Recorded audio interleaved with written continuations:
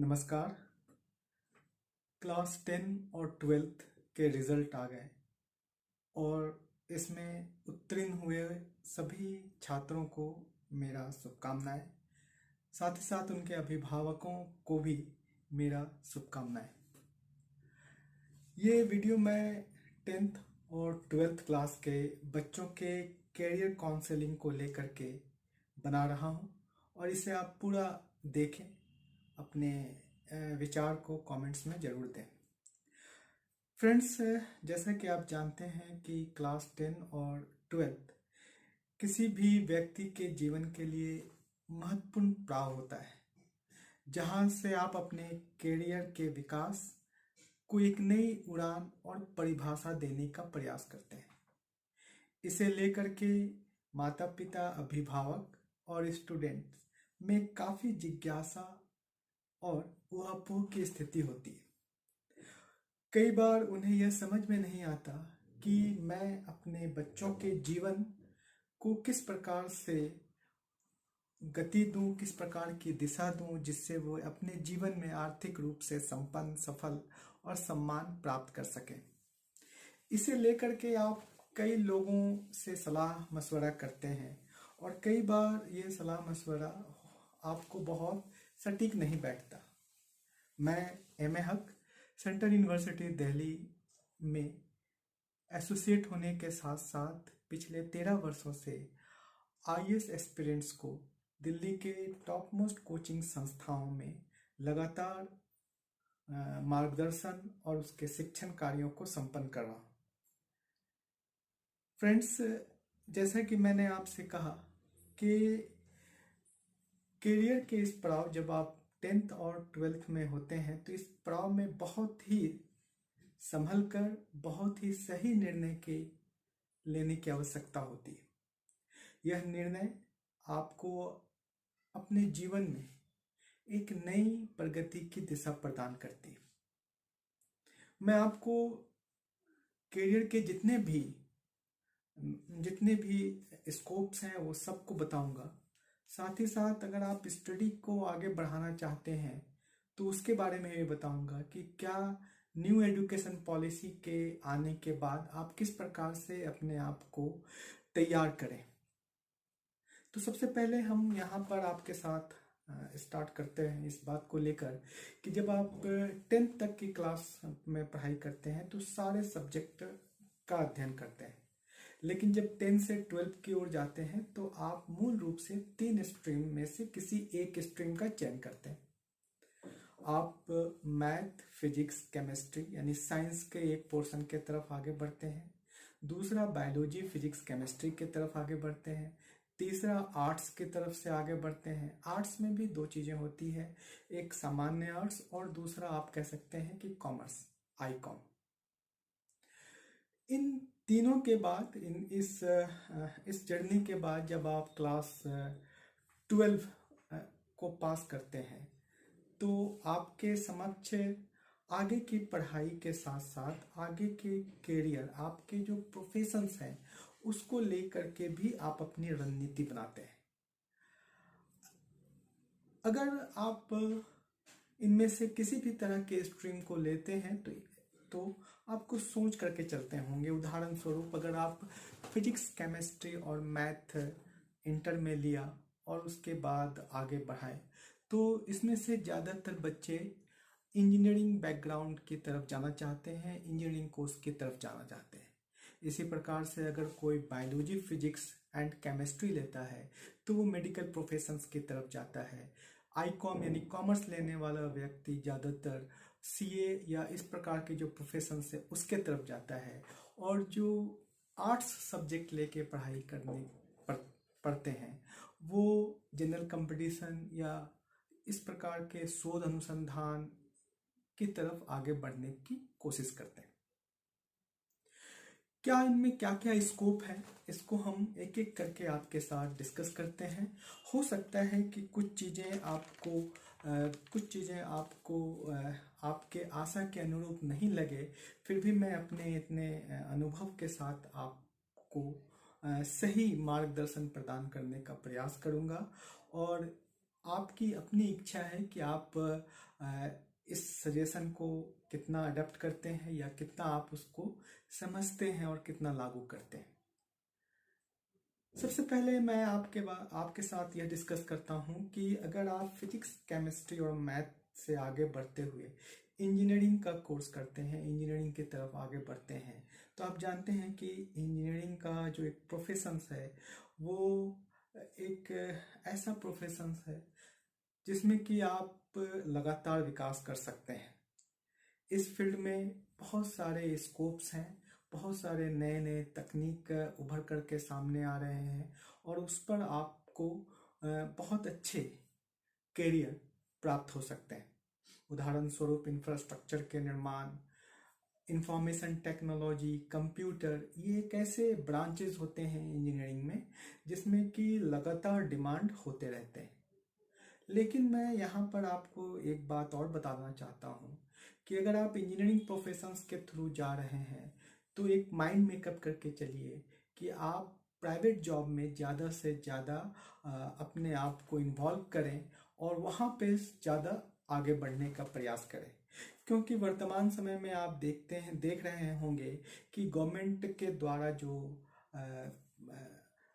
PSUs हैं, public sector unit या enterprises हैं, यानी कि जो सरकारी कंपनियां हैं जहां बड़ी संख्या में इंजीनियर्स को जॉब वगैरह मिलते हैं, अब वो सब प्राइवेट की तरफ आगे बढ़ रहा है। इसीलिए सरकारी क्षेत्र में इंजीनियर्स के लिए जो जॉब है वो श्रिंक कर रहे हैं और आने वाले दिनों में ये और श्रिंक करेंगे। उदाहरण स्वरूप आपने देखा होगा कि रेल का प्राइवेटाइजेशन हो गया, ONGC, NTPC, भेल, सेल, इस प्रकार के जितने भी नवरत्न, महारत्न कंपनियाज हैं उनका प्राइवेटाइजेशन हो रहा है। तो आप प्राइवेट में ज़्यादा अच्छा कर सकते हैं बनिस्पत के गवर्नमेंट में। गवर्नमेंट में आपके लिए एक अपॉर्चुनिटी होती है IES, इंडियन इंजीनियरिंग सर्विस। इसमें भी सीटें कम आ रही है और इसका जो सिलेबस का फॉर्मेशन हो रहा है वो भी थोड़ा काफ़ी टफ है। तो इंजीनियरिंग के लिए अगर आप जाना चाहते हैं तो पहले से माइंड मेकअप करके रहिए कि हमें प्राइवेट सेक्शन में जा करके ज़्यादा अच्छा परफॉर्म करना है। दूसरा प्रोफेशन जिसके बारे में हम आपके साथ डिस्कस कर रहे हैं, अगर आपने फिजिक्स, केमिस्ट्री और बायोलॉजी से 10th या 12th पास किए तो फिर ऐसे स्थिति में आपके पास मेडिकल प्रोफेशंस आपके लिए है। आज के डेट में मेडिकल प्रोफेशंस में बहुत ज़्यादा स्कोप है और इसमें डॉक्टर्स तथा नर्स दोनों के लिए व्यापक मात्रा में प्राइवेट में भी और पब्लिक सेक्टर यानी सरकारी क्षेत्र में भी और निजी क्षेत्र में भी व्यापक स्कोप है। आप देखें कि कोरोना के समय हमारे डॉक्टर्स और नर्सेस की कमी व्यापक रूप में उभर करके सामने आई। वर्ल्ड हेल्थ ऑर्गेनाइजेशन तथा UNDP ने भी भारत को इस बात के लिए आग्रह किया कि वो बड़ी संख्या में जो है डॉक्टर्स और नर्सेस की संख्या को बढ़ाए, इसमें इस प्रोफेशंस में लोगों को ज़्यादा से ज़्यादा जोड़े ताकि प्रति व्यक्ति डॉक्टर्स की जो संख्या है उसको बढ़ाया जा सके। तो ये एक बड़ा अच्छा फील्ड है आपके लिए और आप इसको अडॉप्ट कर सकते हैं। तीसरा फील्ड जिसको हम लोग कॉमर्स कहते हैं, कॉमर्स अगर आपने ICOM किया हो तो पहले ICOM को बहुत लोग प्रीफर नहीं करते थे और इसको एक जॉब के रूप में इसे देखने का प्रयास नहीं करते थे।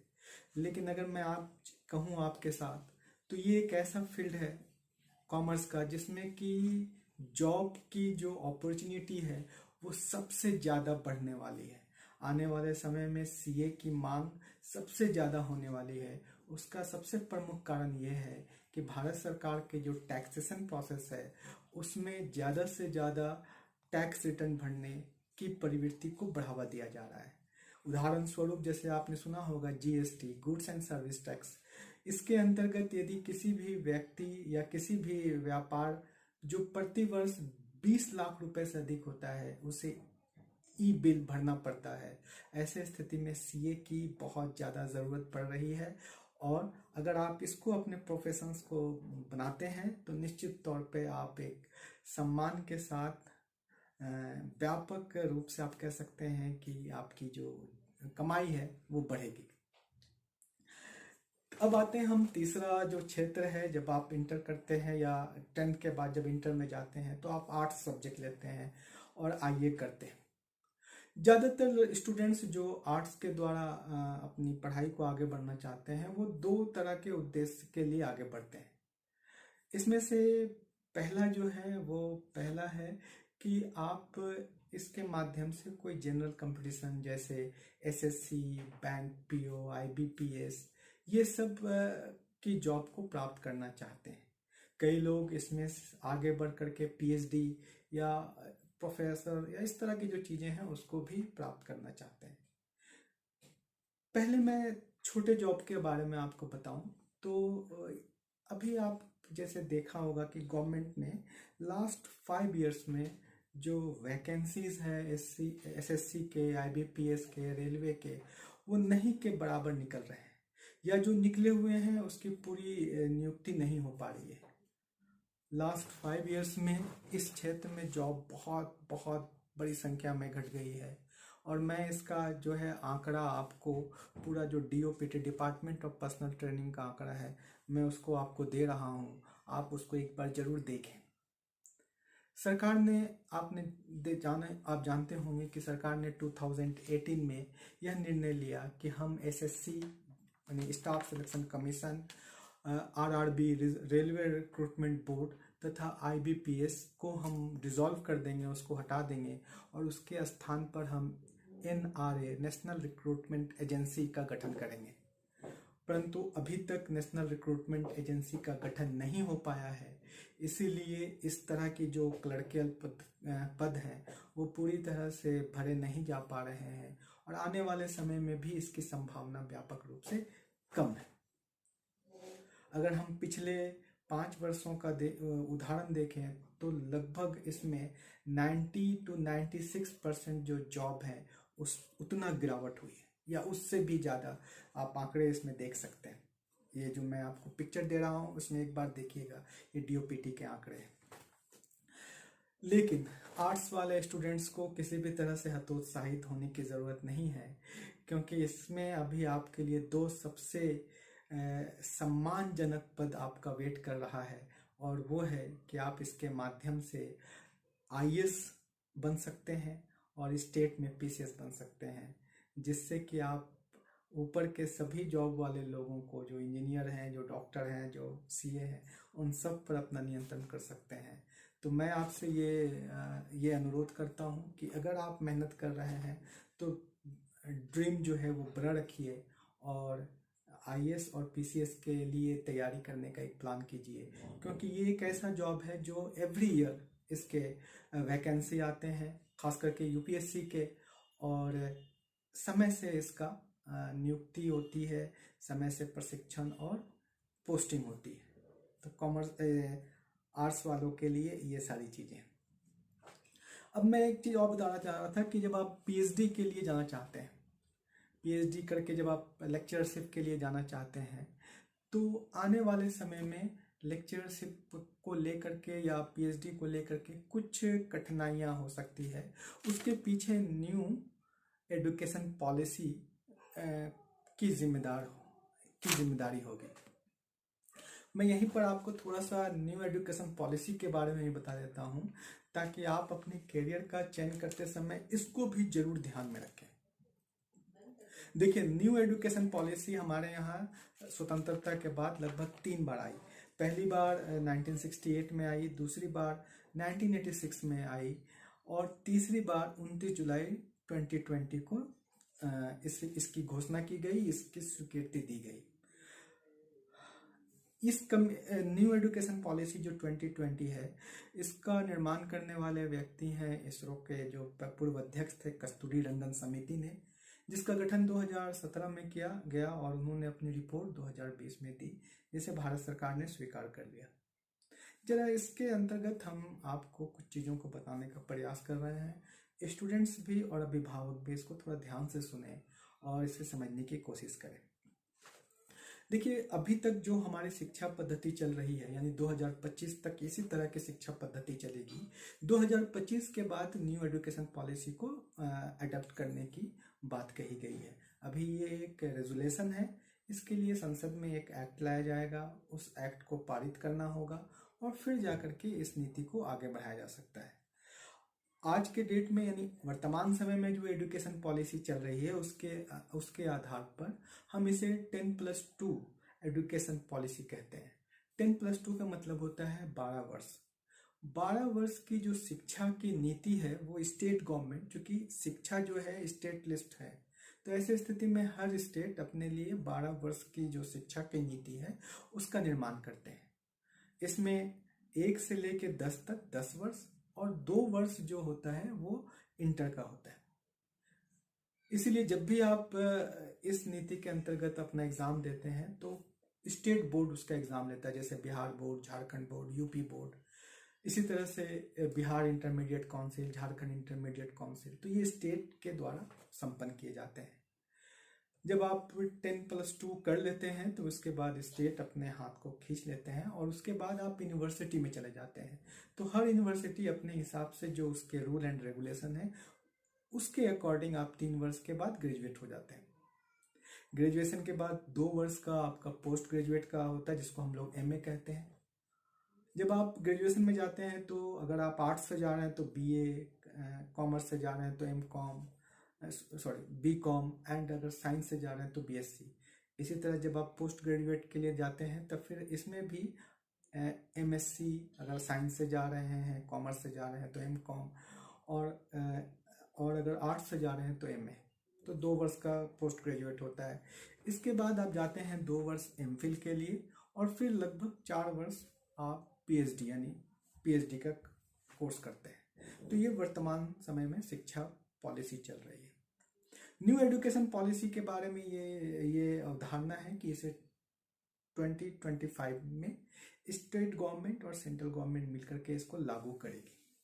इसके अंतर्गत जो नई जो पॉलिसी है उसको हम लोग कहते हैं 5+3+3+4, यानी टोटल अगर कहें तो 15 ईयर्स की एजुकेशन पॉलिसी। 15 ईयर्स के एजुकेशन पॉलिसी में जो अंतिम पड़ाव है वो इंटर ही है। इंटर के बाद फिर स्टेट का रोल खत्म हो जाएगा और यूनिवर्सिटी का रोल लागू हो जाएगा, जैसे अभी हो रहा है। लेकिन यूनिवर्सिटी लेवल में भी इसमें कई व्यापक या बड़े परिवर्तन किए गए हैं जो मैं आपको बताना चाहता हूँ। सबसे पहले इस बात को समझिए कि ये जो 5+3+3+4 का जो रूल है, इसके अंतर्गत जो पहले 5 है, यह पहले 5 को हम लोग कहते हैं फाउंडेशन कोर्स। ये 5 वर्ष का होता है पहला। इस 5 वर्ष में इस बात का ध्यान रखा जाता है कि कोई भी बच्चा जिसकी आयु 3 वर्ष पूरी हो चुकी है उसका एक एडमिशन होता है और उस एडमिशन के बाद उसे 3 वर्ष तक प्ले में रखा जाता है, जिसमें कि वो बच्चे खेल कूद करते हैं। इसी तरह से अक्षरों को पहचानना, पहेली को सॉल्व करना, ये सारी चीजें होती हैं। जब उस बच्चे का आयु 3 वर्ष प्ले में रहा और 3 वर्ष की आयु में एंट्री हुई थी तो 6 वर्ष हो गया उसका। जब उस 6 वर्ष का हो जाता है तो उसे क्लास 1 में और फिर अगले वर्ष क्लास 2 में उसका पढ़ाई संपन्न होती है। फाउंडेशन कोर्स में क्लास 1 से क्लास 2 जाने के लिए किसी भी प्रकार का कोई एग्जामिनेशन नहीं लिया जाता।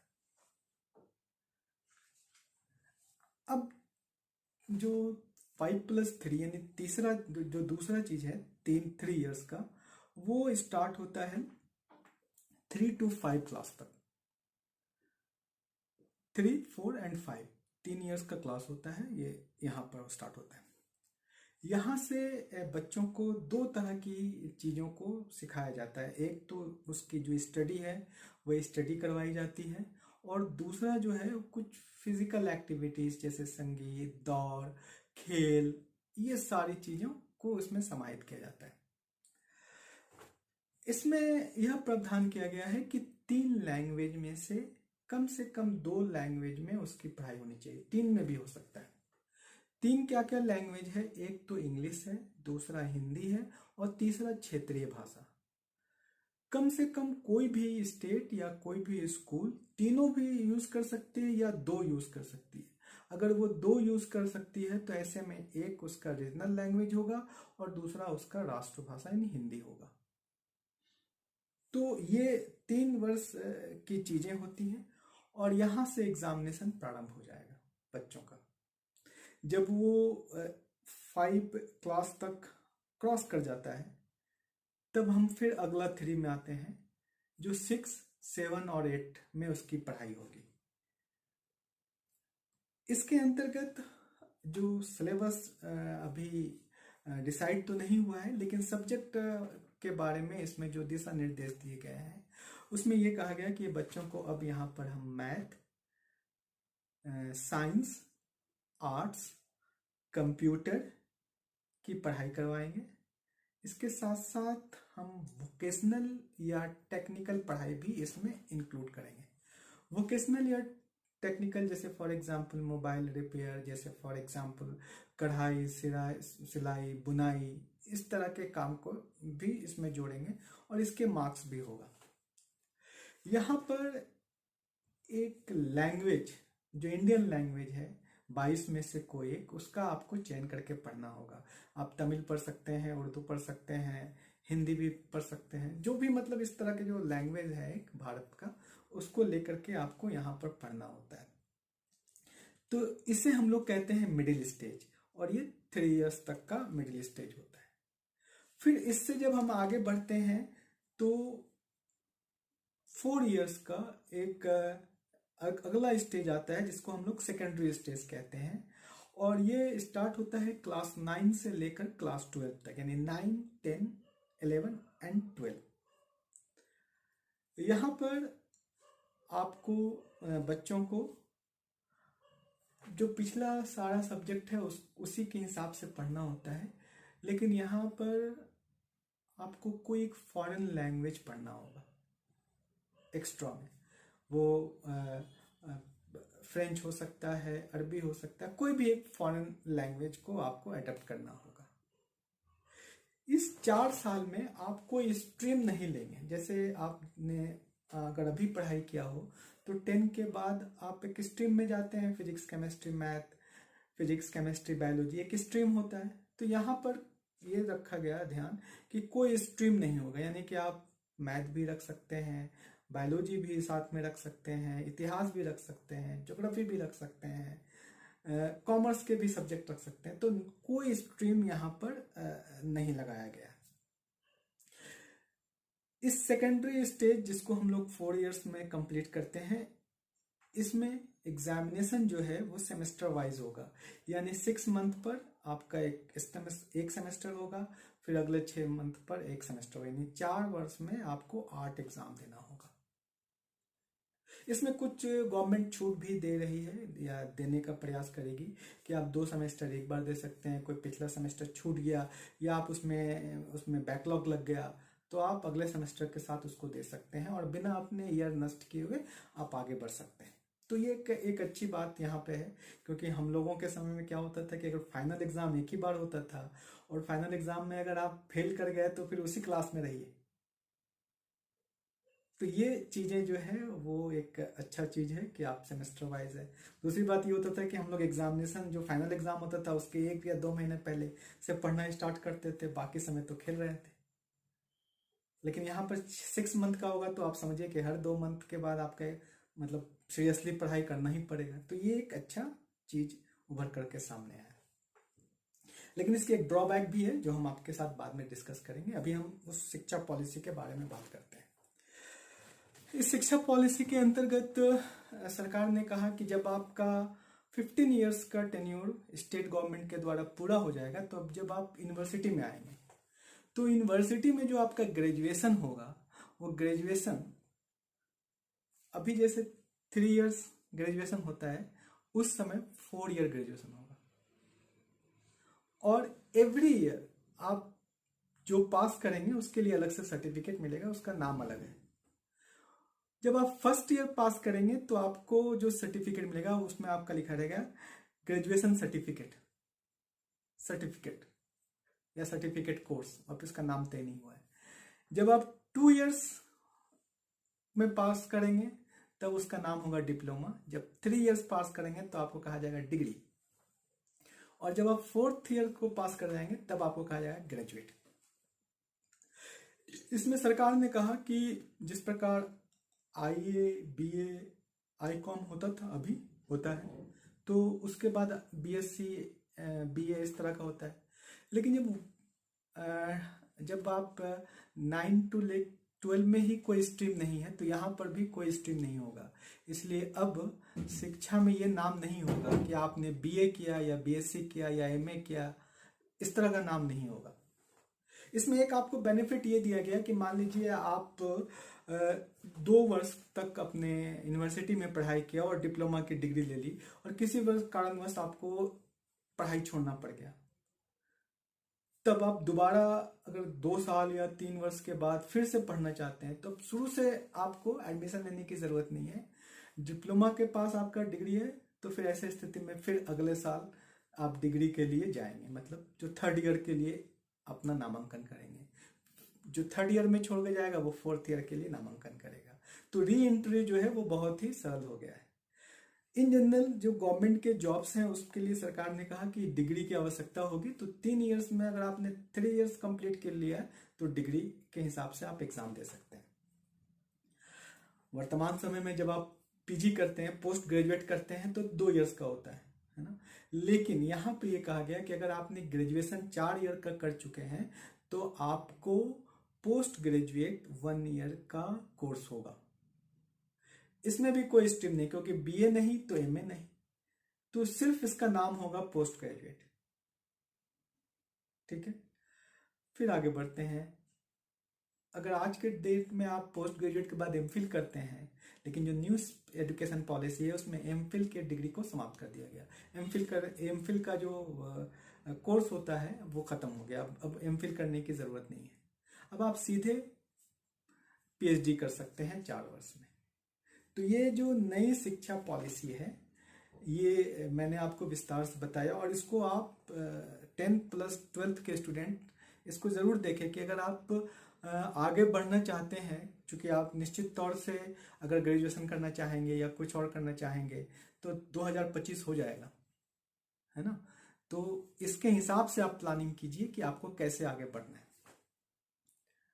इस शिक्षा नीति के अंतर्गत सरकार ने ये घोषणा की कि जैसे ही ये शिक्षा नीति लागू होगी उस समय हम बजट का 6% जो है शिक्षा पर खर्च करेंगे। अभी 2.5 से 3% बजट का खर्च होता है। इसके साथ साथ सरकार ने ये भी कहा कि हम इसके लिए एक राष्ट्रीय शिक्षा आयोग का गठन करेंगे, और राष्ट्रीय शिक्षा आयोग समय समय पर हमें सिलेबस, पाठ्यक्रम इत्यादि के बारे में जानकारी देगी।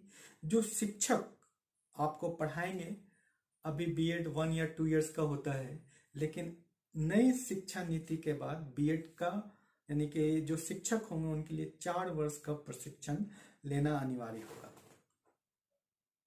तो ये नई शिक्षा नीति जो है वो कई स्तर पे जो है इसके बेनिफिट है, जैसे अभी हमने बताया आपको कुछ बेनिफिट्स कि आप कोई भी सब्जेक्ट ले सकते हैं। लेकिन इसका जो सबसे बड़ा डिमेरिट माना जा रहा है, वो सबसे बड़ा डिमेरिट ये माना जा रहा है कि जो शिक्षा में विशेषज्ञता है उसकी कमी हो जाएगी, और इस वजह से फिर पीएचडी या इस तरह के जो हायर कोर्स होंगे उसमें छात्रों का अभाव होगा। उदाहरण स्वरूप जैसे मान लीजिए आप इंटर में यानी 10+10 के बाद अगर आप बायो के तरफ से आगे बढ़ते हैं, तो आप इंटर में बायो लेते हैं, फिर आप जाकर के बीएससी में बायो लेते हैं, फिर एमएससी में बायो लेते हैं, फिर एमफिल में बायो का कोई सब्जेक्ट लेते हैं, फिर उसमें पीएचडी करते हैं। तब ऐसे स्थिति में आपको एक विस्तृत ज्ञान होता है।